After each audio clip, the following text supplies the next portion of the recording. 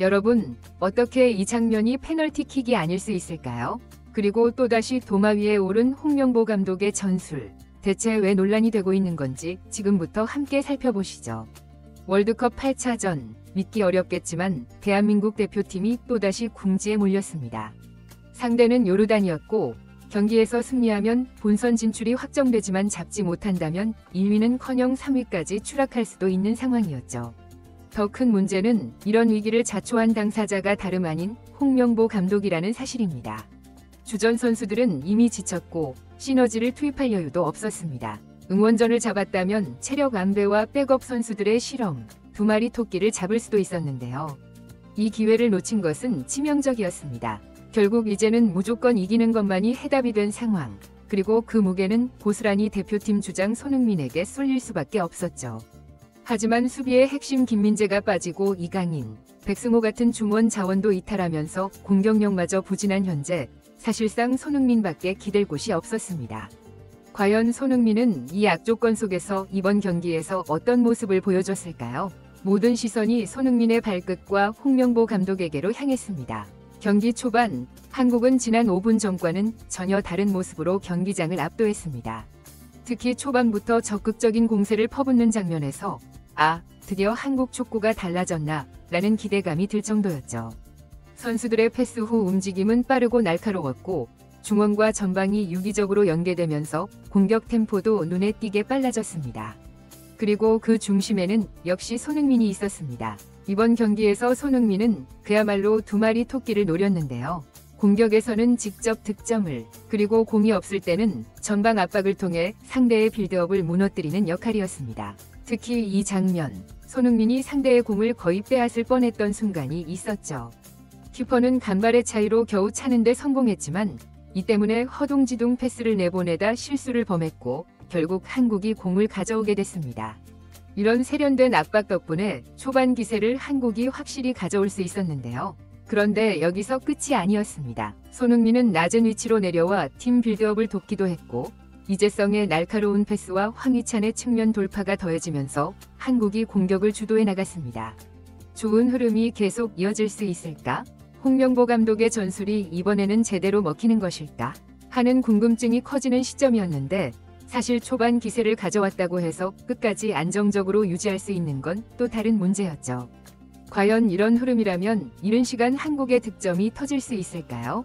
그 해답은 바로 손흥민의 발끝에서 나왔습니다. 이번엔 대한민국의 코너킥 상황, 키커는 손흥민이었습니다. 보통 코너킥은 단순 크로스라고 생각하기 쉽지만 손흥민은 직접 슈팅까지 노려볼 수 있는 선수죠. 그러니 요르단 수비 입장에선 머릿속이 복잡해질 수밖에 없었습니다. 과연 손흥민은 어떤 킥을 시도했을까? 이날 손흥민의 킥은 믿기 힘들 정도로 날카로웠고 이 휘어들어가는 궤적 자체가 엄청났고 결국 이재성의 발 앞에 기가 막히게 떨어지며 그대로 골망을 흔들어 버렸죠. 뭐라말로 다 표현하기 어려울 정도로 완벽한 장면이었습니다. 골이 터지자마자 경기 초반부터 한국이 앞서가기 시작했고 관중석은 물론 벤치까지 환호로 들썩였습니다. 이렇게 이른 시간에 리드를 가져온 한국, 앞으로 분위기를 계속 몰아갈 수 있을까요? 아직 경기 시간은 많이 남은 상황. 홍명보 감독이 보여줄 다음 전술 카드, 그리고 손흥민을 필두로 한 공격진이 어떤 모습을 이어나갈지가 중요했습니다. 하지만 한 점 앞선 상황에도 한국에게는 불안 요소가 여전히 남아 있었습니다. 무엇보다도 손흥민을 향한 요르단 선수들의 집요한 견제와 반칙이 눈에 띄었고 이번 경기 전부터 계속 지적되어 온 한국의 수비 불안이 서서히 드러나기 시작했죠. 여기서 드러나는 것이 바로 홍명보 감독의 전술적 허점인데요. 매번 지적되었듯이 공격은 손흥민에게 위존하고 수비는 개개인 능력에만 기대는 구조가 좀처럼 개선되지 않고 있다는 겁니다. 선제골로 앞서가도 안정적으로 경기를 풀어갈 대책이 미흡하다 보니 상대가 압박 강도를 높이면 금세 흔들리는 패턴이 반복된 것이죠. 그리고 이 장면을 본 축구 팬들은 모두가 할 말을 잃고 말았습니다. 중원에서 공을 잃은 한국, 요르단의 빠른 역습이 이어졌고 조현우 키퍼가 첫 슈팅을 기적적으로 막아냈으나 곧바로 이어진 슈팅의 속수무책이었습니다. 골망이 흔들리는 순간 스코어는 동점이 되고 말았죠. 여기서도 홍명보 감독의 문제점은 선명해집니다. 리드를 지키기 위한 전술적 변화나 위기 상황에서 대처할 플랜 B가 부족하다는 지적은 이번 경기에서도 어김없이 드러났습니다. 특히 중원이 흔들릴 때 이를 안정시킬 수 있는 방법이라곤 손흥민이 내려와 해결하는 것뿐이었고, 그가 집중 견제를 당할 때 대체 공격 루트가 마련되지 않아 기본적인 대안조차 없다는 것이 홍명보 감독의 가장 큰 문제였는데요.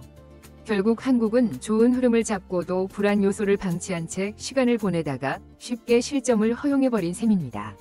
과연 홍명보 감독은 이 상황을 어떻게 돌파할까? 손흥민 이외의 공격을 풀어줄 카드가 더 있을까? 의문이 커지는 이 시점, 전반전을 1대1로 마치며 한국은 선택의 갈림길에 서 있었습니다. 반드시 승점 3점이 필요한 상황에서 어떤 전술 변화가 나올지 모두가 주목했죠. 하지만 후반전이 시작되고 홍명보 감독이 투입한 양민혁, 양현준, 오세훈 카드 역시 쉽게 효과를 내지 못했습니다. 요르단의 수비벽은 여전히 견고했고 한국의 공격은 좀처럼 날이 서지 않았죠. 그리고 이어지는 이번 경기 최대의 논란 장면. 후반 중반 한국의 공격 상황에서 요르단 수비수가 마치 농구 블로킹을 하듯 공을 걷어낸 순간이 있었는데요. 직전에 손흥민이 측면 돌파 후 날카로운 크로스를 올렸고 이어진 서령혁의 크로스 역시 문전 깊숙이 파고들며 상대 수비를 흔들어 놓는 듯했으나 요르단 수비수는 공을 마치 파리채로 때려내듯 막아냈습니다. 그러나 심판의 반응은 의외로 담담했죠. 페널티킥 선언 없이 경기가 그대로 진행된 겁니다. 그렇게 한국은 결정적 득점 기회를 놓쳐버렸고 후반전 주도권도 애매하게 흘러가기 시작했죠. 경기가 막바지로 치달을수록 이대로 비기거나 혹은 역전까지 허용하는 건 아닐까 하는 불안감이 경기장에 감돌았습니다. 한국이 원하는 결과, 즉 승점 3점을 얻으려면 더 과감한 무언가가 필요해 보였는데요. 그때 홍명보 감독이 내놓은 선택은 모두를 놀라게 했습니다. 바로 손흥민을 빼고 조의원을 투입하는 것이었죠. 손흥민은 마지막 1초까지 골문을 위협할 수 있는 선수로 사실상 공격의 핵심 자원이었습니다. 결국 스코어는 1대1 무승부. 초반 기세를 잡았음에도 끝내 승점을 더하지 못한 채 한국은 아쉬움을 삼켜야 했습니다. 이번 경기로 다시 한번 드러난 건 홍명보 감독의 전술적 한계였습니다. 승점이 절실한 상황에서 핵심 에이스를 빼버리는 선택, 대체 자원과의 연계까지 고려하지 않은 교체 카드가 결국 승부처에서 힘을 발휘하지 못한 것이었죠. 이날 홍명보 감독은 교체 카드로 전술을 바꾸기보다 그냥 선수 갈아 끼우기에 그치는 모습을 보이면서 후반전에는 더 무기력한 상황에서 경기가 마무리되었다는 비판을 받고 있는데요. 이에 대한 여러분의 생각은 어떠신가요? 댓글로 생각을 남겨주세요. 이상 발뉴스였습니다. 부디 한국 축구가 더 나은 방향으로 개선되길 바라며 오늘 영상은 여기서 마치겠습니다.